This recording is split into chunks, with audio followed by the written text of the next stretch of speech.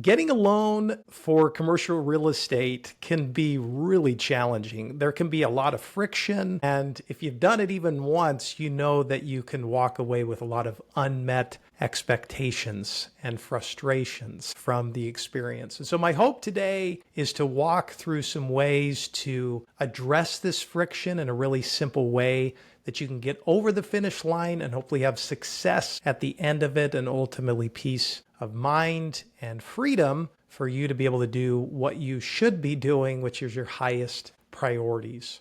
So think of yourself as sending a package in. You drop this big bucket of things and you kind of toss it into the abyss over to the lender's world. And so here it goes crawling through the email, makes its way with a bunch of attachments and smattering of things that you feel are great.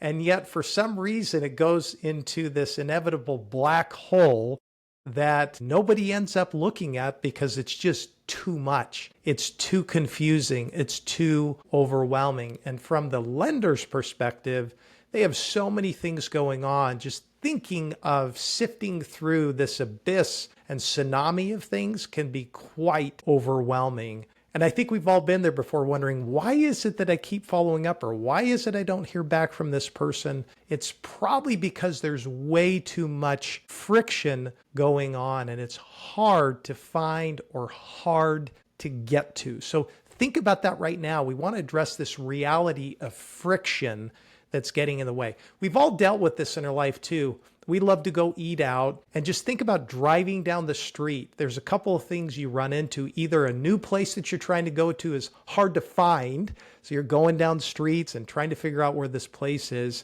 And the harder it is, the less likely you're probably going to show up and maybe just throw in the towel and go down the street to something that's easier. The second thing is when it's just hard to get to, meaning what happens is you can see it physically, but you're going to have to turn around. There's a median there. There's all these different things getting in the way of you wanting to get that food, and it's not worth the friction to get there. And the same thing happens in the commercial real estate lending space as well. So there's three ways that you can reduce friction, and really by having clear communication. And here we go. The first one is to beef up your listening skills. Become really good at asking questions. Call that institution up, talk to that person that's actually looking at it, and start to learn information. How does your committee work?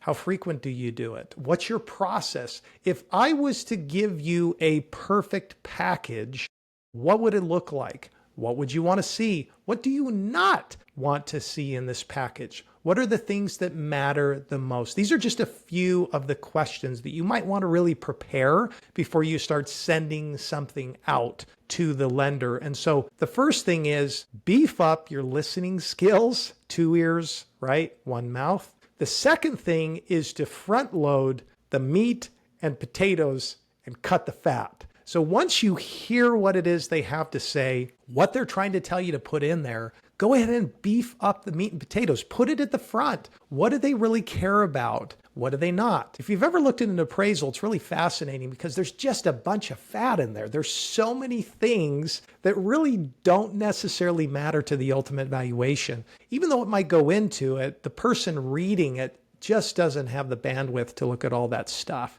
So they're going to go to the meat and potatoes, the comps, the net information, the cap rate, all those things that really are going to matter to them. Get that information and get it to the top of the pile, and then cut out stuff that doesn't matter. People don't want to see the nuances. You might think it's really interesting and sexy. They don't care. So just be honest with yourself and listen to them.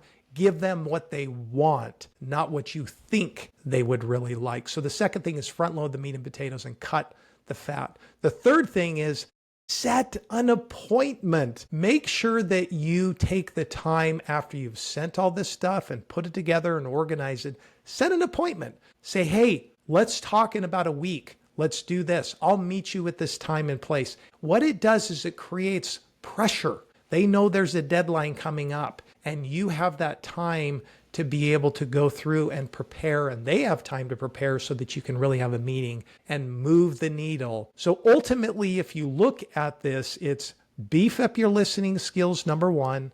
Number two, front load the meat and potatoes and cut out the fat.